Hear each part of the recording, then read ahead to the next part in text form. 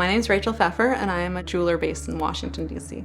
I started teaching myself how to make jewelry in my living room, and then asked my dad, who's a jeweler, for some help and advice and techniques. I started my business right after college when I was working in the Boston Museum of Science. My first design was inspired by the honeycomb that was on the roof. That's when the basic honeycomb design was born, and originally I started making it as a necklace. And I remember one day sitting in my apartment in DC after recently moving, and someone messaged me on Instagram asking if my necklace was on Beyonce's Instagram page. And then it was, and I got very sweaty and nervous and wrote about it for the paper and went on the news to talk about it, and I sold a lot of them.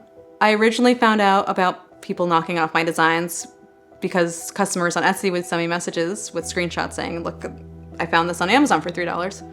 And at first I would get really nervous and nauseous, frankly, and try to contact the sellers to get them to take the pieces down because they were using not only my designs but my photographs. And eventually there were too many, and it just wasn't worth me trying to get them to stop because they wouldn't. And around that time I filed 2 copyright registrations for those 2 honeycomb designs that were my best sellers. But I still didn't know what to do with that. And so when Justice for Artists reached out to me and said they could help me, at first I was skeptical because it's been happening for so long. Dan from Justice for Artists contacted me to show me that my honeycomb is being sold in different Amazon shops, which I knew about, but I couldn't really do anything about. He compiled a list of all the shops that were copying me. He gave me references of other artists to contact who had good experiences with him.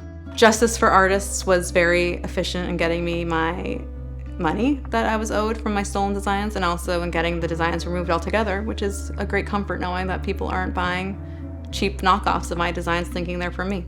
And it's hard to feel helpless when you see so many designs of yours all over the internet that aren't connected to you in any way.